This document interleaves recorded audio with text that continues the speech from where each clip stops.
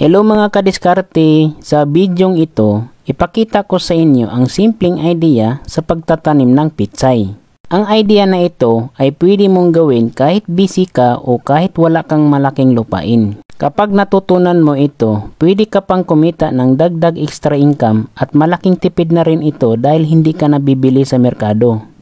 At kailangan nyo lang tapusin, panoorin ang bidyong ito para magka-idea ka na. Tara, umpisahan ko na ang pagtuturo. Ang unang gawin ay seeds preparation. Dito, dalawang paraan ang pwede mong gawin, direct tanim at pagpupunla. Para maintindihan mo, isa-isahin ko lang ito. Ang pag-direct tanim, pwede mo itong gawin, kaya lang hindi lahat ng buto ay mabuhay. Ang kagandahan naman sa pagpupunla, sabay-sabay itong mag-germinate at pwede ka pang mamili ng magandang seedlings.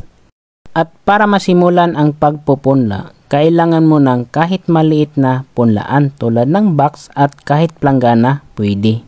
At lalagyan mo lang ito ng lupa kahit hindi gaano kataba, okay lang yan kasi nasa punlaan lang naman ito. Next naman ay ibabad ang binhi sa tubig sa loob ng 1 oras. Ito ay optional, pwede naman hindi ibabad. Ang purpose lang naman sa pagbabad para mabilis itong mamaga ang binhi. Pagkatapos, ikalat ang binhi sa ibabaw sa inyong punlaan at tiyagaan mo lang ito dahil dumikit ito sa daliri mo. Pagkatapos ikalat ang buto, tabunan lang ito ng pino na lupa at diligan mo lang ito para mag-moist ang lupa. Ang binhi ng pitsay available sa Agriculture Supply, Lazada at Shopee. Ang ipakitang idea sa pagtatanim ng pitsay ay gagamit lang ng container. At dahil walang bakante ang lugar na ito, dito na lang sa gilid ng terrace at lalagyan lang ito ng kahoy para may sabitan ng container. Habang hinihintay mo ang paglaki ng inyong seedlings, dahan-dahan mo i-assemble ang mga container na gagamitin mo. Huwag mong kalimutan butasan ang container para mag-drain ang tubig tuwing nagdidilig ka sa pitsay mo. Sa ganitong paraan, hindi sayang ang container mo dahil napakinabangan mo ito kaysa naman bibili ka pa ng paso, dito pa lang malaki na ang natipid mo.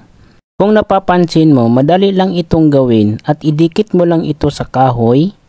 Ayan, kung napapansin mo, ganun lang kasimple.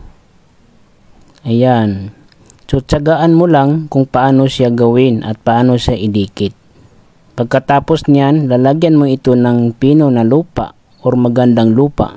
Siguraduhin mo lang na ang nilagay mong lupa ay malambot, buwaghag para mas mabilis lumaki ang inyong pitsay.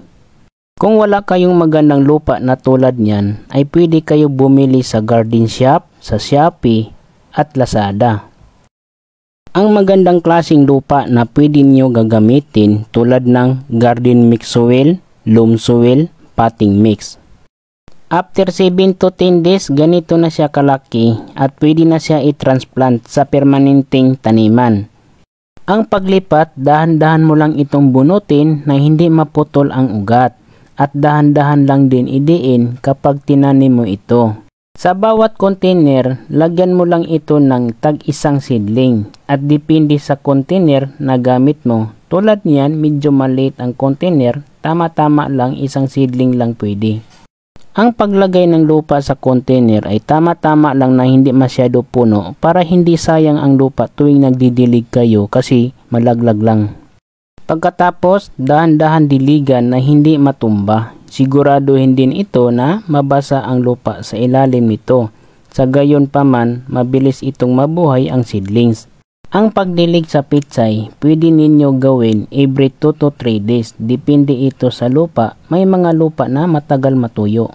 After 15 days, ganito na kalaki ang inyong pitsay. Mas maganda kung nasikatan ito ng araw para mas lalo pang lumapad ang dahon ng pitsay ninyo. Sa ganitong edad, pwede na mag-apply ng fertilizer. I suggest pwede ka mag-apply ng organic fertilizer. Ang organic fertilizer, nakakatulong ito sa pagtaba ng tanim at sa pagtaba ng lupa. Ang pag-apply ng organic fertilizer, ilagay lang ito sa ibabaw at idikit lang sa puno ng pitsay. Depende ito sa inyo kung gaano karami. Kung marami, mas maganda. Ang organic fertilizer, makukuha mo lang ito ng libre dyan sa paligid ng inyong bahay tulad ng compost at dumi ng hayop. Tulad ng kalabaw, baka, kambing, manok at iba pa. Ang organic fertilizer, available din ito sa Garden Shop, Lazada at Shopee, kaya hindi na kayo mahirapan. After 25 to 30 days, ganito na kalaki. Sa ganitong edad, pwede na mag-harvest at pwede na rin kumita. Kapag ang pitsay na sa bakuran lang tinatanim, bihira lang ito atakihin ng insekto, kaya hindi na nag-apply ng insecticide. Ang pitsay, walang pinipili na buwan at araw. Kahit anong pitsa, pwede magtanim. Iwasan lang magtanim ng pitsay tuwing may bagyo at laging umuulan sa lugar. Ang pitsay, nababagay lang ito sa tag-init. Sa pag-harvest ng pitsay, may dalawang paraan ito na pwede mong gawin. Unang paraan, pwede ka mag-harvest ng buong puno ng pitsay na tulad nito. Siyempre, pagkatapos mo mag-harvest, magtanim ka ulit kasi hindi na yan tutubo. Pangalawang paraan, pwede ka mag-harvest ng pitsay, yung dahon lang. Kung napansin mo, mahaba na ang puno ng pitsay na ito dahil dahon lang palagi ang kinukuha nito. Ang pitsay na ito ay 6 months na siya, pero buhay pa rin at malusog pa rin ang dahon. Sa ganitong paraan sa pag-harvest ng pitsay, hindi ka na paulit-ulit na magtanim ng pitsay. Kung nagustuhan mo ang bidyong ito, huwag mong ikahiya na i-share sa kaibigan mo at kamag-anak mo para makatulong ka sa kanila na gusto din nilang matuto sa pagtatanim. Kung hindi ka pa nakapalo sa page na ito, magpalo ka na para ma-update kita tuwing may bagong video na ma-upload ko. Thank you for watching!